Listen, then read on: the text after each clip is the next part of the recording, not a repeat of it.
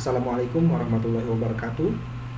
Perkenalkan, nama saya Rizky Kiandini. Saya merupakan mahasiswa S2 Program Studi Magister Manajemen Fakultas Ekonomi dan Bisnis Universitas Padjadjaran dengan NIM 120820200033. Pada kesempatan yang berbahagia ini, saya akan menyampaikan materi mata kuliah manajemen strategi dengan judul Porter's 5+1 Forces in PT Indofood CBP Sukses Makmur Tbk dengan fokus produk Indomie.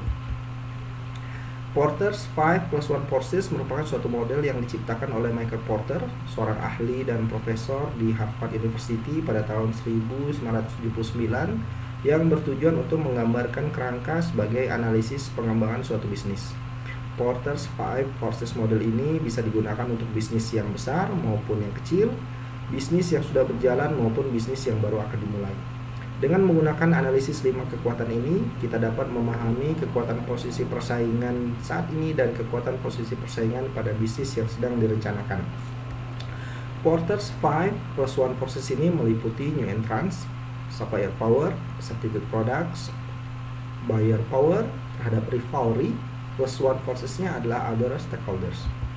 Sekilas tentang industri mie instan di Indonesia. Mie instan adalah mie yang sudah dimasak terlebih dahulu dan dicampur dengan minyak dan bisa dipersiapkan untuk konsumsi hanya dengan menambahkan air panas dan bumbu-bumbu yang sudah ada dalam paketnya. Cikal bakal mie instan pertama kali diciptakan oleh Momofuku Ando pada tahun 1958 yang kemudian mendirikan perusahaan Nissin dan memproduksi produk mie instan pertama di dunia yaitu chicken ramen. Ramen adalah sejenis mie dari Jepang dengan rasa ayam. Peristiwa penting lainnya terjadi pada tahun 1971 ketika Nissin memperkenalkan mie dalam gelas bermerek Cup Noodle. Kemasan mie adalah wadah styrofoam tahan air yang bisa digunakan untuk memasak mie tersebut. Inovasi berikutnya termasuk menambahkan sayuran kering ke dalam gelas, melengkapi hidangan mie tersebut. Menurut sebuah survei Jepang pada tahun 2000, mie instan adalah ciptaan terbaik Jepang abad ke-20. Mie instan di Indonesia pertama kali diperkenalkan oleh PT 51 Sakyu, selanjutnya berganti nama menjadi PT Supermie Indonesia, dan PT Sanmaru Foods Manufacturing Indonesia Ltd yang berdiri pada tahun 1968. Pada tahun yang sama diluncurkan merek mie instan pertama di Indonesia yaitu Supermie. 4 tahun kemudian pada tahun 1972 diluncurkanlah merek mie instan terkenal dan kedua di Indonesia yaitu Indomie. Mie instan merupakan salah satu makanan terfavorit warga Indonesia. Bisa dipastikan hampir setiap orang Indonesia telah mencicipi mie instan atau mempunyai persediaan mie instan di rumah. Bahkan tidak jarang orang membawa mie instan saat keluar negeri sebagai persediaan makanan lokal jika makanan di luar negeri tidak sesuai selera. Di Indonesia banyak sekali produsen mie instan, antara lain PT Indofood CBP Sukses Makmur Tbk dengan produk unggulannya yaitu Indomie. Indomie hingga saat ini merupakan market leader yang memiliki market share sekitar 74%. Kemudian PT Sayap Mas Utama yaitu Wings Group dengan produknya mie sedap menduduki peringkat kedua dengan market share sekitar 21%. PT Mayora Indah Tbk dengan produknya bakmi mewah, PT ABC Presiden Indonesia dengan produknya mie ABC, PT Jakarta Tama dengan produknya mie Gaga masing-masing memiliki market share sekitar 1%. Kita masuk ke pembahasan Porter 5+1 Forces. Yang pertama adalah threat of new entrances, ancaman dari pendatang baru. Di sini kami menilai ancamannya rendah berdasarkan indikator sebagai berikut. Skala ekonomi merujuk pada website resmi WINA, World Instant Noodles Associations, yang bisa diakses di instantnoodles.org. Mie instan ini dihasilkan oleh mesin-mesin canggih mulai dari mixer sampai dengan kesser. Tentu mesin-mesin canggih ini harganya mahal karena dapat memproduksi dalam jumlah yang banyak dan waktu yang singkat untuk memenuhi tingginya permintaan pasar. Diferensiasi produk, mayoritas bentuk mie instan sama bergelombang yaitu keriting, namun ada juga perusahaan mie instan yang membuat produknya selain keriting juga pipih, yaitu mie Gaga gepeng. Ada juga yang memproduksi mie keriting dan besar yaitu Indomie dengan varian Indomie celor. Kemudian dari kebutuhan modal, karena sengitnya persaingan di industri mie instan untuk dapat memenuhi tingginya permintaan pasar, maka perusahaan harus dapat menyediakan modal yang besar seperti membuat pabrik, membeli mesin-mesin produksi, belum lagi kebutuhan modal untuk proses distribusi agar produk dapat sampai ke tangan pembeli.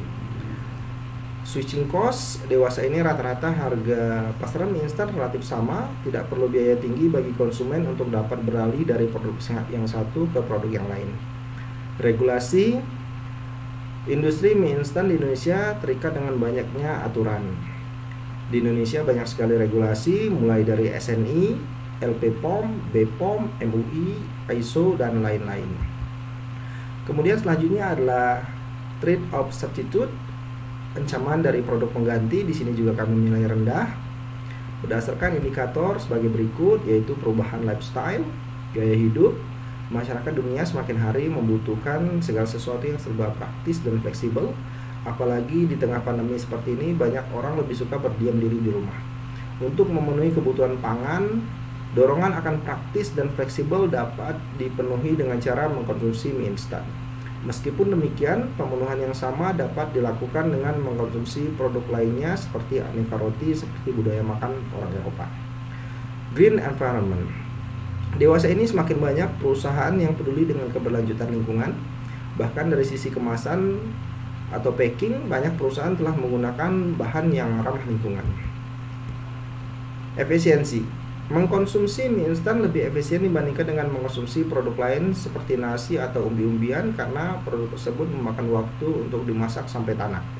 Sedangkan mengkonsumsi mie instan dapat dibuat sepraktis mungkin, cukup dengan direndam air panas beberapa saat kemudian disajikan. Meskipun roti lebih praktis daripada mie instan, tetapi aroma dan rasa mie instan lebih menggoda untuk membangkitkan selera makan dibandingkan roti. Kelangkaan. Indomie adalah produk mie instan pertama kali di Indonesia sejak 1972. Hingga saat ini, Indomie telah menjadi pemimpin di pasar. Antisipasi terhadap kelangkaan bahan baku telah dilakukan Indofood melalui SBU-nya, yaitu Bogasari. Bargaining power of buyers, yaitu kekuatan tawar dari pembeli. Di sini kami menilai rendah berdasarkan indikator loyalitas customer. Indomie sangat baik mempelajari pasar. Setiap tahun Indomie masih menjadi pemimpin di pasar mie instan. Sudah hampir 50 tahun produk Indomie tetap menjadi idola masyarakat Indonesia. Kemampuan melakukan integrasi vertikal.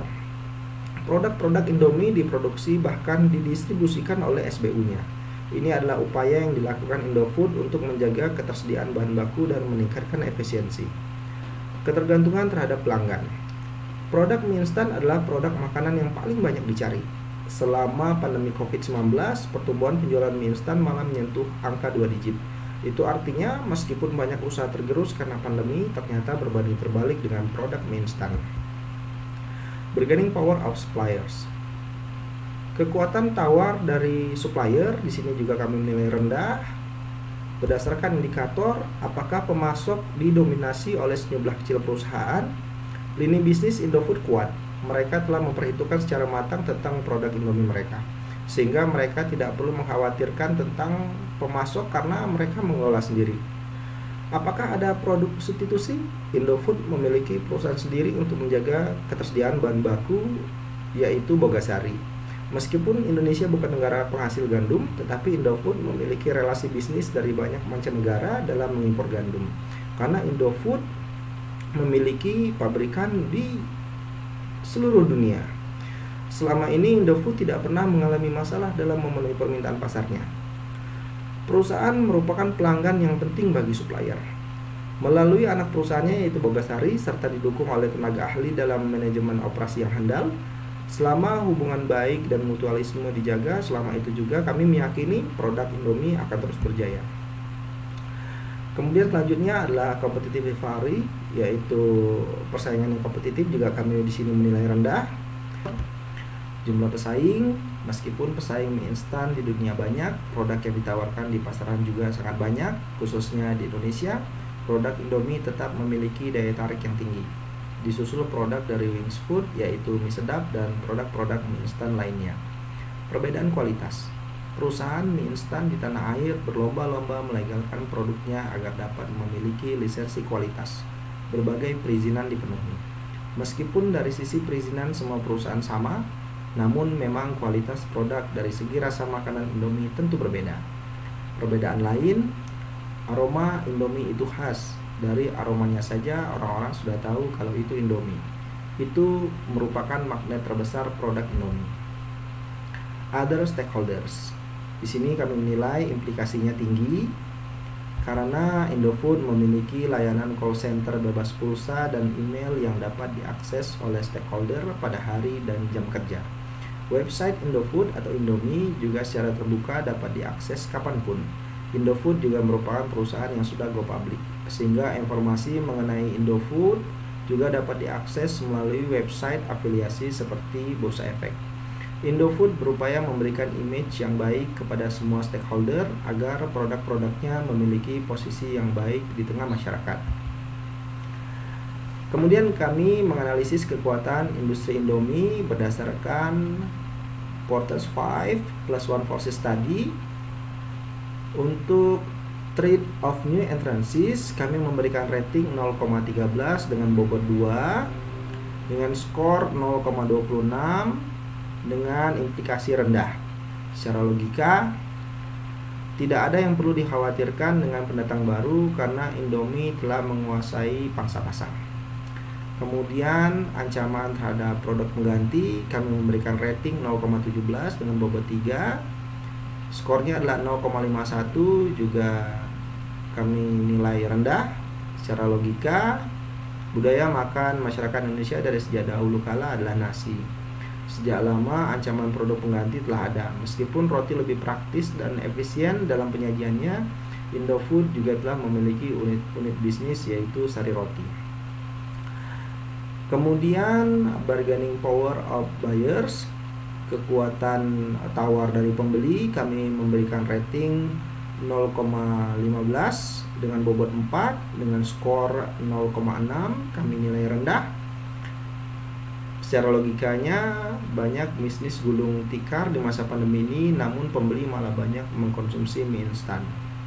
Kemudian bargaining power of suppliers, kami memberikan rating 0,3 dengan bobot 5. Skornya menjadi 1,5, kami nilai rendah. Logikanya adalah bahan baku Indomie meskipun dikelola sendiri oleh anak perusahaan Indofood yaitu Bagasari, namun merupakan produk impor. Persediaan bahan baku harus dijaga meskipun dari kerjasama banyak negara. Competitive rivalry, kami memberikan rating 0,1 dengan bobot 5, skornya menjadi 0,5, kami nilai rendah. Logikanya adalah meskipun Indomie memiliki keunggulan kompetitif, namun Indomie harus tetap waspada dengan kekuatan dan ancaman dari para pesaing. Kemudian yang terakhir adalah other stakeholders. Ratingnya adalah 0,15 dengan bobot 5, skornya 0,75, kami memberikan nilai tinggi karena logikanya adalah Indomie berusaha menjadi perusahaan yang inklusi terbuka. Hal tersebut adalah upaya agar Indomie semakin dekat dengan semua stakeholder. Rating tersebut kami akumulasikan dengan total 1, kemudian skornya kami akumulasikan menjadi 4,12. Secara logikanya adalah Indomie sangat baik merespon semua ancaman sehingga akan mampu untuk terus bertahan dalam persaingan industri mie instan. Demikianlah prestasi yang saya sampaikan kali ini. Semoga bermanfaat. Mohon maaf apabila ada kekurangan. Wassalamualaikum warahmatullahi wabarakatuh.